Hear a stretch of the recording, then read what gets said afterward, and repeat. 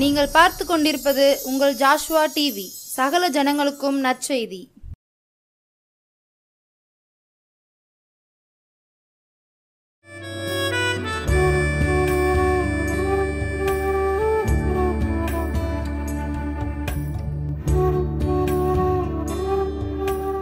கர்த்தராகிய இயேசு கிறிஸ்துவின் நாமத்தினாலும் ஜாஷ்வா டிவி மூலமாகவும் இந்த இரவு வேளையிலே உங்களை சந்திப்பதிலே மிக்க மகிழ்ச்சி அடைகிறேன். இன்றைக்கி எங்கே பார்த்தாலும் யாரை பார்த்தாலும் அசதியாக இருக்கிற ஜனங்களை நாம் பார்க்கிறோம். சோர்வில் இருக்கிற ஜனங்களை பார்க்கிறோம். ஏதோ ஒரு சூழ்நிலையில் சோர்ந்து போய் அசதியாய் நிம்மதி இல்லாமல் வாழ்கிற ஜனங்களை நாம் இப்பொழுது அதிகமாய் பார்க்கிறோம். ஆனால் வேதம் சொல்கிறது, எடுத்து வாசிப்போம். ரோமர் 12ஆம் அதிகாரம் 11ஆம் வசனம். அசதியாயிராமல் ஜாக்கிரதையாயிருங்கள், ஆவியிலே அனலாயிருங்கள், கர்த்தருக்கு ஊழியம் செய்யுங்கள். அசதியாயிராமல் ஜாக்கிரதையாயிருங்கள், ஆவியிலே அனலாயிருங்கள், கர்த்தருக்கு ஊழியம் செய்யுங்கள். வசனம் இப்படியாய் சொல்கிறது. எந்த மனுஷனும் அசதியாக இருந்தால் எதையும் பெற்றுக்கொள்ள முடியாது.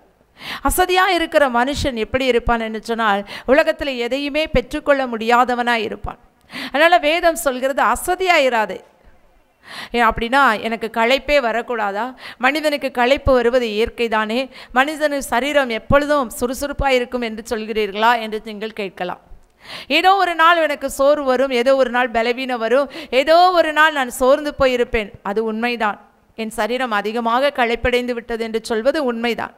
ஆனால் ஒரு சிலரை நீங்கள் பார்ப்பீர்கள், ஆனால் எப்பொழுது பார்த்தாலும் சோர்வு, எப்பொழுது பார்த்தாலும் அசதியாக இருக்கிறது, எப்பொழுது பார்த்தாலும் சோம்பேறித்தனத்தோடு கூட இருக்கிறது. ஆமென், ஹல்லேலூயா. அப்படிப்பட்ட ஜனங்களை பார்த்து ஆண்டவர் என்ன சொல்கிறார் என்பதை நாம் பார்ப்போம். எடுத்து வாசிப்போம். நீதிமொழிகள் 6ஆம் அதிகாரம் 6ஆம் வசனம். சோம்பேறியே, நீ எறும்பினிடத்தில் போய் அதன் வழிகளை பார்த்து ஞானத்தை கற்றுக்கொள். ஆமென், ஹல்லேலூயா. சோம்பேறியே, நீ எறும்பினிடத்தில் போய் அதன் வழிகளை கற்றுக்கொண்டு ஞானத்தை கற்றுக்கொள். ஹல்லேலூயா. எறும்பு பார்த்தீங்கன்னா ஒரு நிமிஷம் கூட சும்மா இருக்காது. நான் பார்த்துக்கிட்டே இருப்போன்னா வரிசையாக சுவரில் எறும்பு போகும்.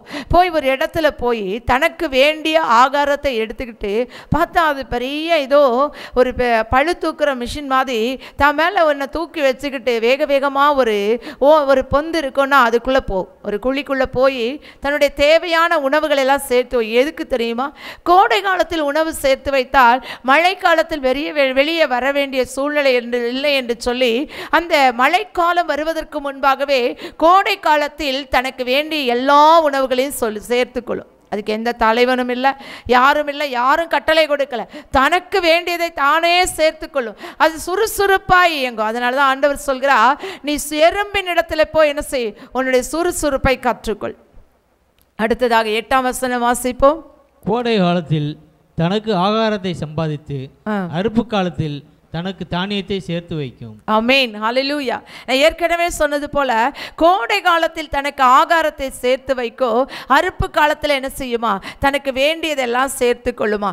ஒரு நல்ல பழக்கம், சேர்த்து வைக்கிற ஒரு பழக்கம். அசதியாக இருக்கிறவங்க, சோம்பலாக இருக்கிறவங்க எதையுமே என்ன செய்ய முடியாது, சேர்த்து வைக்கவே முடியாது. இந்த நாளிலும் கூட நான் இந்த வார்த்தையை சொல்லும் பொழுது, ஒருவேளை உங்களுக்கு ஏதாவது சோம்பேறித்தனம் இருக்குமானால் இன்னைக்கு ஆண்டவரிடத்தில் சொல்லுங்க, ஆண்டவரே நான் அசதியாக இருக்கிறேன், சோர்ந்து போய் சோம்பேறியா இருக்கிறேன், என் வாழ்க்கையில் ஒரு மாற்றத்தை உண்டு பண்ணும் என்று சொல்லி இந்த செய்தியை நீங்கள் கேட்கும் பொழுதே, ஆண்டவரிடத்தில் சொல்லும் பொழுது ஆண்டவர் வேண்டிய அளவிற்கு பலனை கொடுப்பார். ஏன்னா எறும்பு சேர்த்து வைக்கிற பழக்கம் உள்ளது. நீங்க சோம்பேறியா இருந்தீங்கன்னா ஒரு நாள் ஒன்றும் சேர்த்து வைக்க முடியாது. வாழ்க்கையில தேவன் சேர்த்து வைக்க வேண்டும் என்பதையும் நமக்கு கற்றுக் கொடுத்திருக்கிறார். ஏதோ நான் இன்னைக்கு சாப்பிடுவேன், நாளைக்கு கிடைச்சா சாப்பிடுவேன், இல்லைன்னா நான் பேசாமல் இருப்பேன், இருந்தா இருக்கட்டும் போனா போகட்டும் என்று வாழ்கிற வாழ்க்கையை ஆண்டவர் சொல்லவில்லை. எறும்பினிடத்தில் போய் கற்றுக்கொள், சுறுசுறுப்பாக இருக்க கற்றுக்கொள். அது மாத்திரமல்ல, சேர்த்து வைக்கிற பழக்கத்தையும் எடுத்துக்கொள். அசதியாக இருக்காத, ஜாக்கிரதையாக இரு என்று ஆண்டவர் சொல்கிறார். அதே அதிகாரம் 7ஆம் வசனத்தை வாசிப்போம்.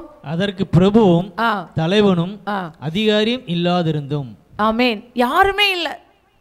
அதுக்கு சொல்கிறதுக்கு யாரும் இல்லை. இன்றைக்கி உங்களை பார்த்து உங்கள் அப்பா அம்மா சொல்லலாம், வாலிய பிள்ளைங்களாக இருந்தால் பெரியவங்களாக இருந்தால் நிறைய ஆலோசனைகளை நீங்கள் கேட்கலாம்.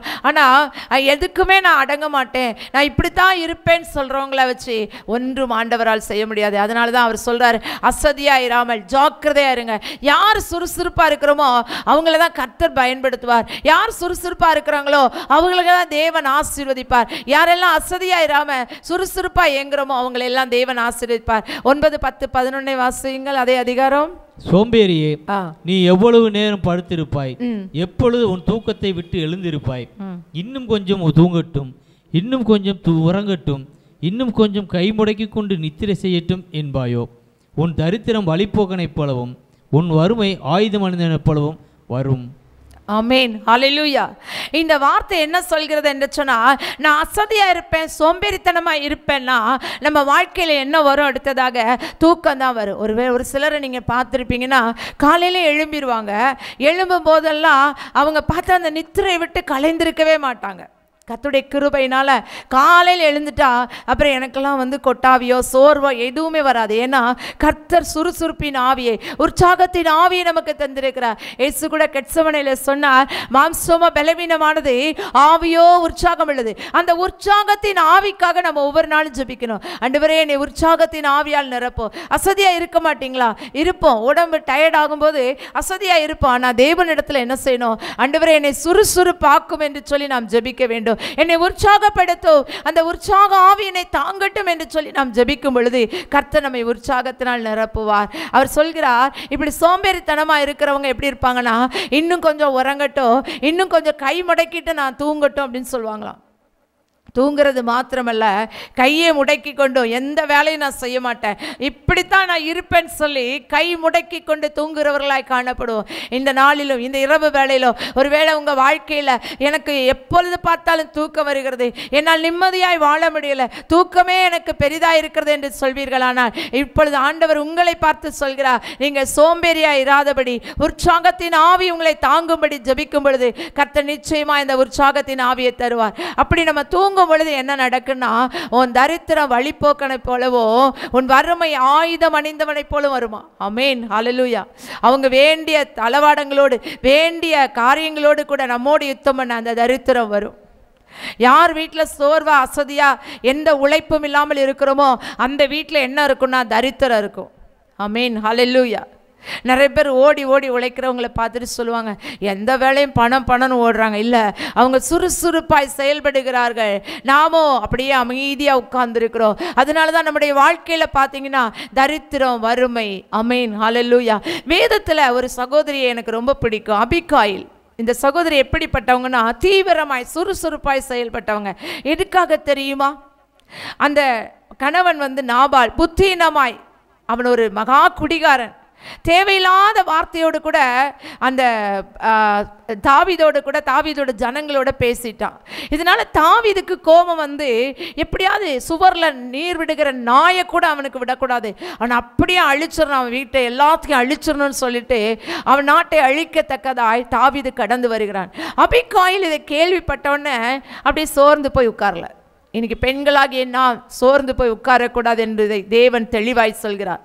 உங்கள் வாழ்க்கையில் நிறைய சோர்வுகள் வரும் பொழுது, பலவீனங்கள் வரும் பொழுது, அதைரியங்கள் வரும் பொழுது, உபத்திரவங்கள் வரும் பொழுது, போராட்டங்கள் வரும் பொழுது நீங்கள் சோர்ந்து போவீங்கன்னா, ஆபத்து காலத்தில் நீ சோர்ந்து போவாயானால் உன் பலன் குறுகிறது என்று ஆண்டவர் சொல்லியிருக்கிறார். அதனால நான் அசதியாக இருக்க மாட்டேன், நான் சோர்ந்து போய் இருக்க மாட்டேன், நான் பலன் அடைந்து கர்த்தருக்குள்ளாய் புது பலன் அடைவேன் என்று சொல்வீர்களானால், அபிகாயிலை போல தன் தேசத்தை அழிக்காதபடி கர்த்தர் கிருபையாய் காக்க சுறுசுறுப்பாய் நாம் செயல்படுவோம். அபிகாயில் சுறுசுறுப்பாய் செயல்பட்டாள்.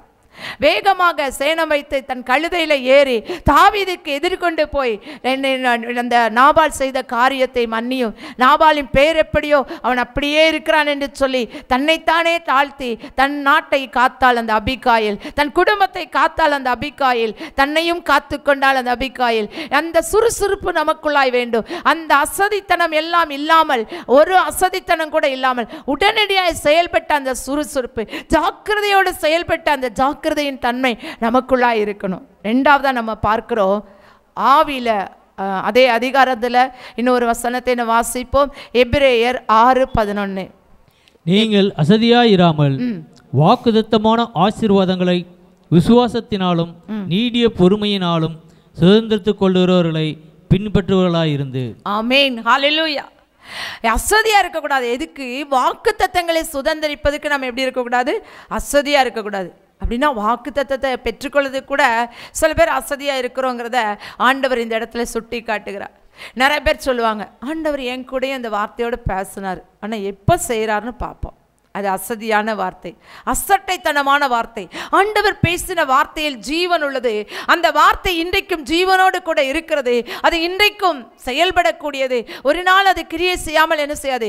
இருக்கவே இருக்காது. அப்படிப்பட்ட வார்த்தையை நம்பி நாம் வாழ்கிறோம். அதனால தான் ஆண்டவர் சொல்கிறார், வாக்குத்தத்தங்களை சுதந்திரிக்க அசதியா இருக்கக்கூடாதான். அப்படின்னா தான் நீடிய பொறுமை உள்ளவர்களா இருக்கணும். ஆனால் அதே நேரத்தில் அசதியா இருக்கக்கூடாது. அப்படின்னா நான் என்ன செய்யணும்னா, அந்த வாக்குத்தத்தங்களை சொல்லி சொல்லி ஒரு உற்சாகத்தோடு கூட ஜெபிக்கும் பொழுது நமக்கு முன்பாக இருந்தவர்கள் அந்த வாக்குத்தத்தங்களை சுதந்திரித்து கொண்டாங்க பாருங்க. அதை நம்ம நம்பிக்கையா வைத்திருக்கணும். ஆமென், ஹல்லேலூயா. இன்னைக்கு எத்தனை பேர் அந்த நம்பிக்கையோடு கூட வாழ்கிறோம்? வாக்குத்தத்தங்களை சுதந்திரித்து கூட அசதியா நான் இருக்க மாட்டேன்ப்பா, நான் ஒரு சுறுசுறுப்பாய் சோர்ந்து போகாமல் வாக்குத்தத்தத்தை நம்பி வாக்குத்தத்தத்திற்காய் ஆண்டவரே நான் காத்திருப்பேன் என்று சொல்லி உற்சாகத்தோடு கூட காத்திருக்கிறோம். ஆமென், ஹல்லேலூயா. அப்படிப்பட்ட கிருபையை கர்த்தர் நமக்கு தருவாராக. இரண்டாவதாக நாம் பார்க்கிறோம், ஆவியிலே அனலாயிருங்கள். ஆமென், ஹல்லேலூயா. ஆவியில, பரிசுத்த ஆவியில எப்படி இருக்கணுமா?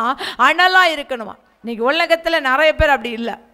ஏன்னா ஆவியின் அபிஷேகத்தை பெற்றிருக்கிறோம். என்றைக்கோ நான் ஆவியின் அபிஷேகத்தை பெற்றுக்கொண்டேன், அந்நிய பாஷையை நான் பேசுவேன். பேசின வார்த்தைகளே பேசிக்கொண்டிருக்கிறோமா? இல்லை புதிய புதிய வார்த்தைகளை பேசுகிறோமா? புதிய புதிய அபிஷேகத்தை பெற்றுக்கொள்கிறோமா? ஒவ்வொரு நாளும் ஆவியின் அபிஷேகத்தை புதிதாக்கி கொள்ள வேண்டும், அனலா இருக்க வேண்டும். ஆவியில் அனலா இருக்கிறவர்களை கர்த்தர் ஆசீர்வதிக்கிறார். அதனால தான் வேதம் சொல்கிறது ஆவில எப்படி இருக்கணும்னு ஆண்டவர் விரும்புகிறான்னா, வெளிப்படுத்தின 3:15 வாசிப்போம். வெளிப்படுத்தினல் 3:15. உன் கிரியையிலே அறிந்திருக்கிறேன், நீ குளிரும் அல்ல அனலும் அல்ல. நீ குளிராயாவது அனலாயாவது இருந்தால் நலமாயிருக்கும். ஆமென். ஆண்டவர் சொல்கிறார் சபையை பார்த்து, உன் கிரியைகளை நான் அறிந்திருக்கிறேன், நீ குளிரும் அல்ல அனலும் அல்ல. எப்பா ரெண்டுமே இல்லைப்பா. அப்படின்னா நடுநிலைமையில் இருக்கிறாங்களா? குளிரும் கிடையாது அனலும் கிடையாது. ஒரு மனுஷன் அப்படி இருந்தால் எப்படி இருக்கும்? ஆனால் ஆவியில தேவன் என்ன சொல்கிறார்? அனலா இருக்கணும். அதைத்தான் தேவன் விரும்புகிறார். எப்பொழுதும் அனலா இருக்கணும், எப்பொழுதும் ஒரு உற்சாகத்தோடு இருக்கணும். அதனால தான் முதலே சொல்லிட்டார், அசதியா இராத. ஒரு உற்சாகம், ஆவியில உற்சாகப்படுகிறவர்கள், ஆவி உற்சாகம் இல்லை ஆவி, அதில் அனல் கொள்ள வேண்டும். நம்மை நாமே அனல் மூட்டி கொள்ள வேண்டும். எப்பொழுதுமே அனல் மூழ்கிற ஒரு அனுபவத்தோடு கூட இருக்கணும். ஜெபிக்க சொன்னால் ஜெபிக்கணும், ஊழியம் செய்ய சொன்னால் ஊழியம் செய்யணும், கர்த்தருடைய வார்த்தையை சொல்ல சொன்னால் சொல்ல வேண்டும். அப்படிப்பட்ட அனல், ஆவியில அனலா இருக்கணும். ஆண்டவர் சொல்கிறார், நீ அனலாவது குளிராய், அனலும் இல்லாமல் குளிரும் இல்லாமல் என்ன செய்யாத இருக்காதே என்று ஆண்டவர் சொல்கிறார். இன்றைக்கு நாம் ஆண்டவரிடத்தில், ஆண்டவரே நான் அனலாயிருப்பேன், ஆவியில் அனலாயிருப்பேன், எப்பொழுதும் எப்பொழுதும் நான் அனலாயிருப்பேன் என்று சொல்லி நம்முடைய ஆவியானவர் கரத்தில் நம்ம ஒப்பு கொடுக்கணும். ஆண்டவரே என்னுடைய மாம்சம் பலவீனமானது தான், ஆவியா உற்சாகம் உள்ளது என்று சொன்னீங்கல்லப்பா. என் ஆவி உற்சாகமாய் எப்பொழுதும் தேவனை நோக்கி பார்க்க, தேவனை அறிந்திருக்க எனக்கு கிருபதாரும் என்று சொல்லி ஆவியானவர் கரத்தில் ஒப்பு கொடுக்கும் போது அனலுள்ள ஒரு வாழ்க்கை, அபிலாதுரிக்கரவா, ஒரு அக்கினி அபிஷேகத்தை நமக்கு ஊற்றுவார். எதுக்கு இந்த அக்கினி அபிஷேகம்? எதுக்கு இந்த அனல் என்று சொன்னால், சத்துரு நம்மை தொடாதபடி சுட்டரிக்கிற ஆவியானவர் நம்மோடு கூட இருக்கும் பொழுது எந்த சத்துருவின் வல்லமையோ, எந்த மை மாந்திரிகம், பொல்லாத ஆவிகளின் கிரியைகளும் நம்மை தொடாதபடி ஆண்டவர் நம்மை நடத்துகிற தேவனாய் இருக்கிறார். அது மாத்திரம் அல்ல, இருளில் அல்ல வெளிச்சத்தில் நடக்க அந்த ஆவியானவர் அனலுள்ளவராய் நம்மோடு கூட இருக்கும் பொழுது நமக்கு துணை செய்கிறார். ஆமென், ஹல்லேலூயா. அடுத்ததாக நாம் பார்க்கிறோம், கர்த்தருக்கு ஊழியம் செய்யுங்கள். ஹல்லேலூயா. எபிரேயர் 5:4 வாசிப்போம். ஆரோனைப் போல தேவனால் அழைக்கப்பட்டால் ஒழிய ஒருவனும் இந்த கனமான ஊழியத்திற்கு தானாய் ஏற்படுகிறதில்லை. ஆமென், ஹல்லேலூயா. கர்த்தருக்கு ஊழியம் செய்வதற்கு எல்லாருமே அழைக்கப்பட்டு இருக்கிறோம். நீங்க தான் செய்யணும், நான் தான் செய்யணும், உங்களை ஆண்டவர் அழைச்சிருக்கிற அப்படி இல்லை. எல்லாருமே ஊழியக்காரர்களாய் அழைக்கப்பட்டு இருக்கிறோம். கர்த்தருக்கு ஊழியம் செய்யத்தான் இந்த உலகத்திற்கு வந்தோம்.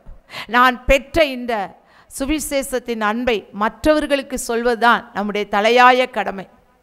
இந்த காலம் லென்த்து காலம் என்கிறபடியால் எல்லாருமே ஏதோ ஒரு சோகத்தில் ஆண்டவர் சிலுவையில் அறையப்படக்கூடிய நாள், பாடுபடுகிற நாள் என்று சொல்லாதபடிக்கு ஆண்டவர் ஒரு காலத்தில் நமக்காய் பாடுபட்டார், சிலுவையில் அறையுண்டார், மரணத்தை ருசி பார்த்தார், உயிரோடு கூட எழுந்தார். அந்த ஆண்டவர் இன்றைக்கு ஜீவனோடு கூட இருக்கிறார். அப்படிப்பட்ட ஆண்டவரை நாம் ஆராதிக்கிறபடியால் நம் துக்கத்தோடு கூட அல்ல, ஒரு வசந்த காலத்துக்குள்ளாய் நான் பிரவேசித்து விட்டேன் என்று சொல்லி ஆண்டவருக்கு ஊழியம் செய்கிறவர்களாய் காணப்பட வேண்டும். ஆண்டவருக்கு ஊழியம் செய்ய வேண்டும். எப்படி ஊழியம் செய்ய வேண்டும் என்று சொன்னால், ஆரோனை போல அழைக்கப்பட்டவர்களாய் இந்த கனமான ஊழியம். இது இந்த உலகத்திலேயே ஒரு பெரிய காரியம், ரொம்ப கனமான காரியம், கனத்துக்குரிய காரியம், மதிப்பிற்குரிய ஒரு காரியம். ஊழியக்காரர்கள் என்று சொன்னால் அவர்கள் மதிப்பிற்குரியவர்களாய் மாறுகிறார்கள். ஆமென், ஹல்லேலூயா. இது கனமான ஊழியம். இந்த உலகத்தில் என்னென்ன வேலை செய்கிறவங்களுக்கு, ஒவ்வொரு வேலை செய்கிறவங்களுக்கும் ஒவ்வொரு கனம் உண்டு. ஆனால் தேவனுடைய ஊழியர்களுக்கு எல்லாருக்கும் ஒரு கனம் உண்டு. அது ஒரு கனமான ஊழியம். ஆமென், ஹல்லேலூயா. தேவன் எவ்வளவு நல்லவர் பாருங்க. அவர் கனத்துக்குரிய ஊழியத்தை நம்முடைய கைகளில் கொடுத்திருக்கிறார். அவர் நம்மை யார் ஆதுரிக்கிறார், அறிந்திருக்கிறார். கர்த்தருக்கு ஊழியம் செய்யணும் அப்படின்னா அப்போ இன்னொரு ஊழியம் இருக்குதா? இருக்குது. லூக்கா 13ஆம் அதிகாரம் 16ஆம் வசனம். 16:13. லூக்கா 16:13. எந்த ஊழியக்காரனும் இரண்டு எஜமான்களுக்கு ஊழியம் செய்யக்கூடாது. ஒருவனை பகைத்து மற்றவனை சிநேகிப்பான், அல்லது ஒருவனை பற்றி கொண்டு மற்றவனை அசட்டை பண்ணுவான். தேவனுக்கும் உலகப் பொருளுக்கும் ஊழியம் செய்ய உங்களாலே கூடாது என்றார். ஆமென், ஹல்லேலூயா. கர்த்தருக்கு ஊழியம் செய்யுங்கள்னு சொன்னா அப்ப யாருக்கோ ஊழியம் செய்ய நமக்கு வழிகள் இருக்கிறது. அதனால தான் அவங்க சொல்றார், ஆண்டவர் சொல்கிறார், எந்த மனுஷனும் ரெண்டு எஜமானுக்கு என்ன செய்ய முடியாது? ஊழியம் செய்ய முடியாது. ஒருவேளை ரெண்டு எஜமானுக்கு ஊழியம் செஞ்சால் ஒருவனை பகைத்து ஒருவனை சிநேகிக்க வேண்டிய சூழ்நிலை வரும். ஒருவேளை நீங்கள் ஆண்டவருக்கு ஊழியம் செய்யணும்னா ஆண்டவருடைய பாதையில் தான் கடந்து போவீங்க. இந்த உலக பொருளுக்கு முன்னாய், இந்த உலக ஆசீர்வாதங்களுக்கு பின்னால் கடந்து போகவே மாட்டீங்க. ஆமென், ஹல்லேலூயா. உலக ஆசீர்வாதங்களுக்கு விரோதமாய் நாம் போகணும்னு சொல்லலை. முதலாவது தேவனுடைய ராஜ்யத்தை அவருடைய நீதியை தேடுங்கள், அப்பொழுது இவைகளெல்லாம் என்ன செய்யப்படும்? உங்களுக்கு கூட கொடுக்கப்படும். யாரெல்லாம் தேவ ராஜ்யத்தையோ தேவனுடைய நீதியை தேடுகிறோமோ அவங்களுக்கெல்லாம் என்ன வரும்னா இந்த உலகத்தில் உள்ள அத்தனை ஆசீர்வாதங்களும் கூட கொடுக்கப்படும். ஆமென், ஹல்லேலூயா. உங்கள் வாழ்க்கையில் ஒரு ஆசீர்வாத குறைவு இருக்கா? உலகத்தின் தேவைகள் இருக்கா? நீங்கள் பார்க்க வேண்டியது ஆண்டவரை. அவரை நீங்கள் நோக்கி பார்க்கும் பொழுது ஆண்டவர் உங்களுக்கான எல்லா தேவைகளையும் சந்திப்பார். ஆண்டவரை மாத்திர பற்றி கொண்டா எனக்கு என்ன கிடைக்கும், ஒருவேளை எந்த ஆசீர்வாதம் எனக்கு கிடைக்காதோ என்று சொல்லி நீங்கள் நினைக்க வேண்டாம். அவரை பற்றி கொள்ளும் பொழுது நாம ஆசீர்வாதத்தை தேடி போக வேண்டாம், நம்மை தேடி ஆசீர்வாதம் வரும். ஒருவன் ரெண்டு எஜமானுக்கு ஊழியம் செய்ய முடியாது. ஒருவன் என்ன செய்வான்? அவனை பகைப்பான், ஒருவனை பகைப்பான், இன்னொருவனை என்ன செய்ய வேண்டும்? சிநேகிக்க வேண்டி வரும். உலகத்திற்கும் ஆண்டவருக்கும் ஊழியம் செய்ய முடியாது. இன்னைக்கு நிறைய பேர் அப்படி இருக்காங்க. உலகத்துக்கும் ஆண்டவருக்கும் ஊழியம் செய்கிறவர்கள் அநேகர் இருக்கிறாங்க.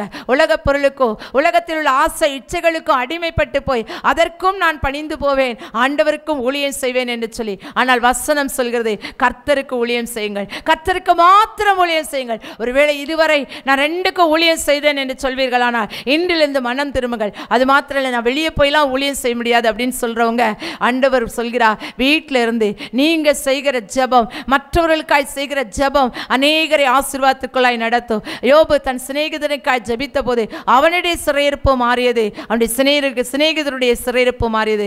இந்த நாளிலும் கூட இந்த இரவு வேளையில் நான் அசதியாயிராமல் ஜாக்கிரதையாக இருப்பேன், ஆண்டவருடைய இடத்துல அனலாய் இருப்பேன், கர்த்தருக்கு ஊழியம் செய்வேன் என்று சொல்லி நம்மை நாமே ஒப்பு கொடுப்போமா? ஆண்டவரே, உம்முடைய கரத்தில் ஒப்பு கொடுக்கிறோம் ஆண்டவரே, நன்றியோடு கூட ஸ்தோத்திரிக்கிறோம் ஆண்டவரே. இந்த நாளில் உம்முடைய பிள்ளைகள் யாரெல்லாம் ஆண்டவரே அசதியாயிருந்து இதுவரை சோர்ந்து போனார்களோ, இன்றிலிருந்து அவர்களை உற்சாகத்தின் ஆவியால் நிரப்புங்கப்பா. ஆவியில் அனல் கொள்ள அக்கினி அபிஷேகத்தால் நிரப்புங்க ஆண்டவரே.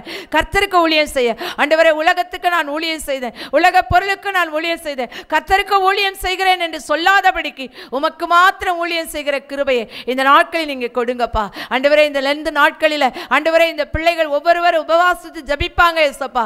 மனம் திரும்புவதற்கு ஏறுதான கிரியைகளை நீங்க செய்யுங்க, உங்க நாமத்தை மயப்படுத்துங்க. மீட்பரே நாமத்தை நல்ல பிதாவே, ஆமேன், ஆமேன். இந்த செய்தியை கேட்ட உங்கள் யாவரையும் கர்த்தர் தாமே ஆசீர்வதிப்பாராக. ஆமேன், ஆமேன்.